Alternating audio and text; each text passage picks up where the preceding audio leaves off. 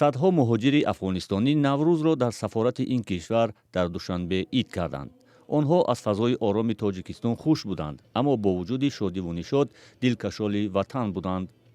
اما ای که دور هستیم از هموطنای ما و اونها را نمیتونیم ببینیم، با اونها نمیتونیم بشینیم روی یک سفره، نمیتونیم، دور هستیم، کم هستیم اینجا، یک کم دل ما غمگین میشه، کم مشکل بر ما ایجاد میشه. چون این اندیشه خاصی یک یا دو نفر نبود و جشن گیرندگان نوروزی های وطن خود را با حسرت یاد میکردند. طبعا متفاوت زیادی وجود دارد، چون که وقتی در کشور خود ما بودیم با فامیل جشن میگرفتیم، همه یک جا با هم جشن میگرفتیم. فعلا در اینجا که هستیم با مهاجرای افغان دیگه یک جا میشیم و جشن میگیریم. همصحبتان ما میگویند هرچند سنت‌های نوروزی آنها و مردم تاجیکستان به همدیگر نزدیکند، فرق‌ها نیز دارند.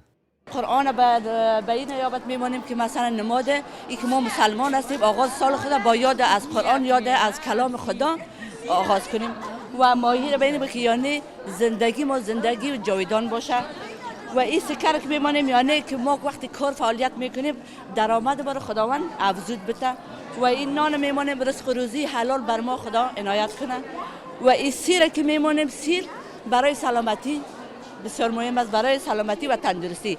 همچنان سیب.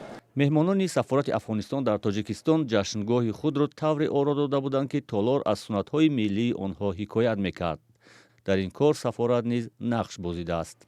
شما نمایشات صنایع دستی که در اینجا مشاهده میکنین، مسلماً زمینه کار در تاجیکستان به هموطنان عزیز ما مساعد شده. صحبت‌هایی که با مسئولین حکومتی دولت تاجیکستان داشتیم، اونا نهایت خوشحال هستند که زمینه‌های کار به افغانای ما مساعد بسازند، در حالی که سطح بیکاری را ما و شما در خود تاجیکستان مشاهده میکنیم. کسایی که در اینجا صنایع دستی را کار میکنن از کار خود راضی هستند. ما تلاش میکنیم که بیشتر زمینه‌های کاری را برشان مساعد بسازیم. حالا در تاجیکستان رسما بیشتر از 6000 نفر پناهندگان افغانستانی ثبت شده است.